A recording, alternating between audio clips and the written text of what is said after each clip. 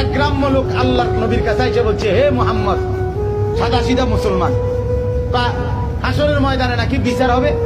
হবে তো। বিচার করবে কেডা? আল্লাহ। কেডা? আল্লাহ। আল্লাহ? হ্যাঁ। এই যে ডাকি যে সবসময় উনি, উনি বিচার করবেন। এই বৃদ্ধ লোক কয়, তো তাইলে আর অসুবিধা কি? গ্রাম্য লোকটা আল্লাহ রসুল, তাইলে মোহাম্মদ সমস্যাটা কি? আর আমারও তো আরো কয়েকজনে ভয় লাগাইলো, বিরাট বিচার আচার হইব। আমি আরো চিন্তায় করলাম, কেডা না কেডা বিচার নেয়। এখন শুনছি যেহেতু আল্লাহ বিচার করে, উনারে তো আমি চিনি। আমি তো 5 ওয়াক্ত উনারেই চিনি। আমি রুকুতে উনাকেই চিনি, সেজদা করতে উনাকেই চিনি, আল্লাহু আকবার বলতে উনাকেই চিনি, আলহামদুলিল্লাহ পড়তে উনাকেই তো চিনি, সুবহানা রাব্বিয়াল আযীম বলতে উনাকেই তো চিনি, সুবহানা রাব্বিয়াল আলা বলে উনারই তো চিনি, প্রতিদিন সেজদা করে উনাকেই তো চিনি। এত চিনি চারে, সে আমারে চিনবে না কেন? সে